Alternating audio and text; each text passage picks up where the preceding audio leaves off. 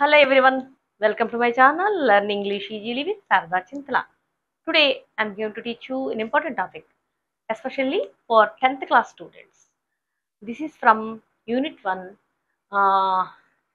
A Letter to God lesson. We are having exercises in this thinking about language. This is second exercise.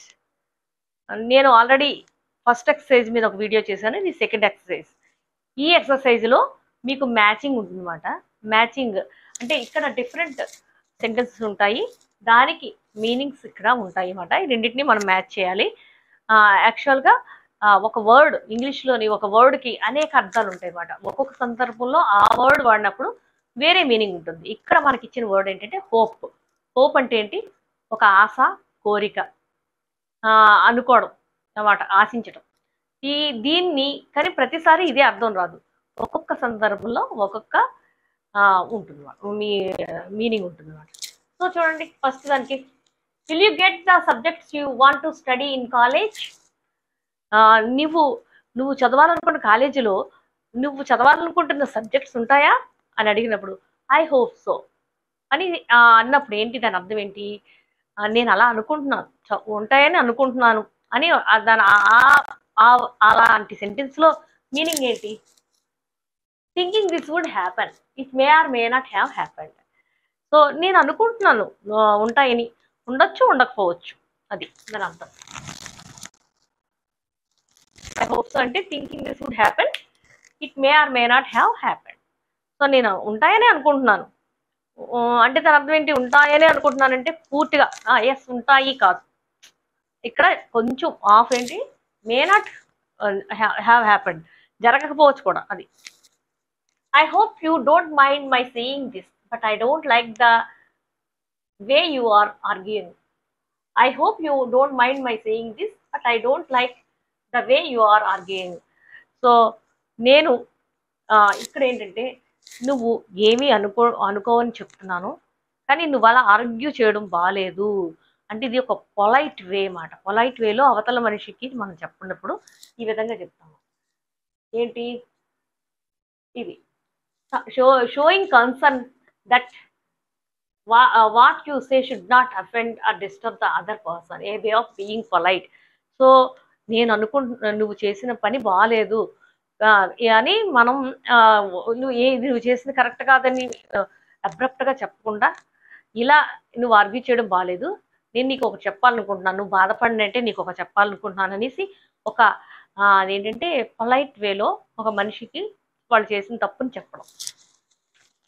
ఇది ఎన్నోది?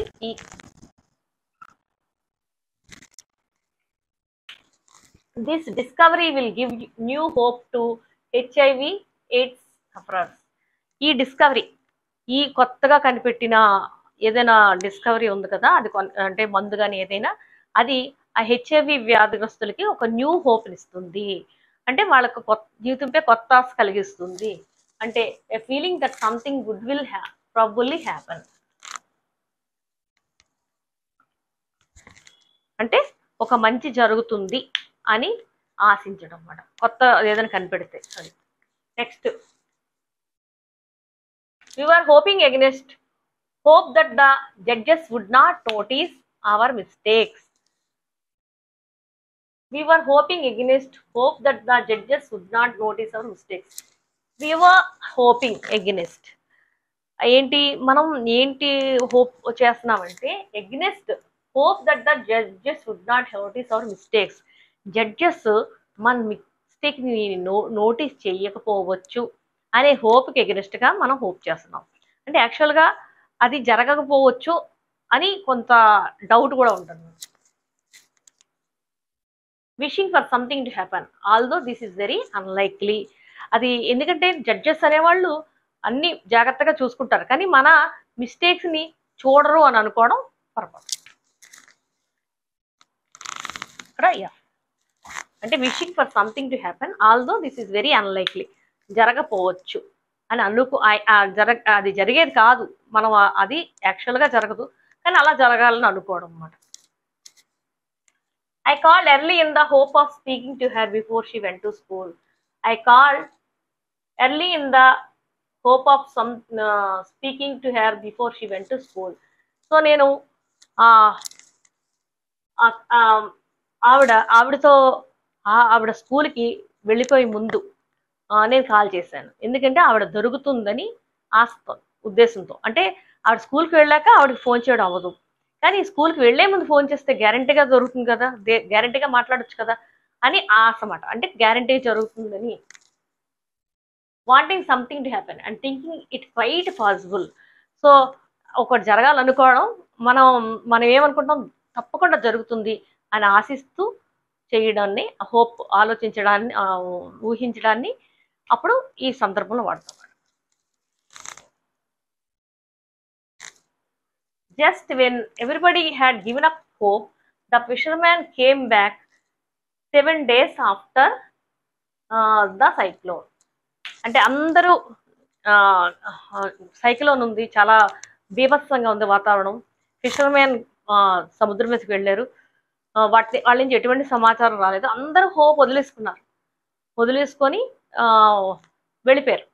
So అప్పుడు ఏమైంది, just when everybody had given up hope the fisherman came back 7 days after the cyclone. అందరూ వాళ్ళు ఆశ వదిలేసుకున్నారు, వాళ్ళు రారేది. కానీ ఆ తర్వాత 7 days తర్వాత ఫిషర్మ్యాన్ వచ్చారు. అంటే ఏంటి, stopped believing that this good thing would happen. Given up hope అంటే మంచి జరుగుతుందని ఆశను వదిలేసుకున్నప్పుడు ఆ హోప్ అనమాట. Stopped believing that this good thing would happen అని అన్ని ఆశలు వదిలేసుకున్నప్పుడు ఇలా మాట్లాడతారు. ఇలా ఈ విధంగా హోప్ యూజ్ చేస్తారు. దీనికి ఏంటి,